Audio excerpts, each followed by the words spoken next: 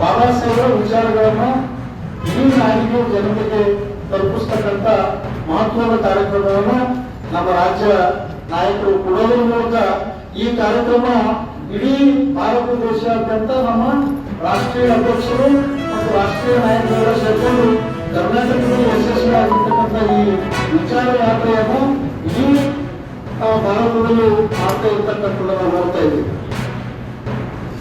ಬೆಳಗಾವಿಯವರು ಪ್ರಾಸ್ತಾವಿಕ ಮಾತಾಡಿ ಹೇಳಿದ್ರು 48ರಲ್ಲಿ ಏಪ್ರಿಲ್ 25ರಂದು ಅಲ್ಲಿ SC ST ಫೆಡರೇಷನ್ ನ ಒಂದು ಸಭೆಯಲ್ಲಿ ಬಾಬಾ ಸಾಹೇಬ್ ಮಾತಾಡ್ತಾ ಬಹಳ ಆಕ್ರೋಶಭರಿತರಾಗಿ ಮಾತಾಡ್ತಾರೆ. ಕಾಂಗ್ರೆಸ್ ಸುಧಾರಣೆ ಅಲ್ಲಿಂದ ದೂರಿ ಅಲ್ಲಿ ಹೋದ್ರ ನೀವು ಸುಟ್ಕೊಂಡು ಸಾಯ್ತೀರಿ ಅಂತೇಳಿ ದಲಿತರಿಗೆ SC ST ಜನಾಂಗಗಳು ಕರೆ ಕೊಡ್ತಾರೆ. ಆ ಸಂದರ್ಭದಲ್ಲಿ ಅವರು ಸಂವಿಧಾನ ಕಾನೂನು ಸಮಿತಿಯ ಅಧ್ಯಕ್ಷರು ಕೂಡ ಆಗಿರ್ತಾರ, ಜೊತೆಗೆ ನಿಯಮ ಮಂತ್ರಿ ಮಂಡಲದಲ್ಲಿ ಸಚಿವರು ಆಗಿರ್ತಾರೆ.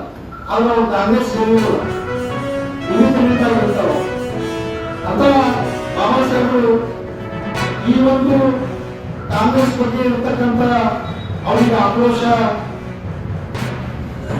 ಅವರಿಗೆ ಅದರ ಬಗ್ಗೆ ಇರ್ತಕ್ಕಂಥ ಅನುಭವವನ್ನ ಅವರ ಹಾಕಲಿಕ್ಕೆ ಈ ರೀತಿಯಾಗಿ ಮಾತನಾಡಿ ಕಾಂಗ್ರೆಸ್ನಿಂದ ಅವ್ರು ಕೆಲವಾಗಿ ಆದಾಯ ಮಾಡಿದ್ರು. ಅದೆಲ್ಲ ಕೊಟ್ಟಿರೋ ಬಗ್ಗೆ ಒಂದು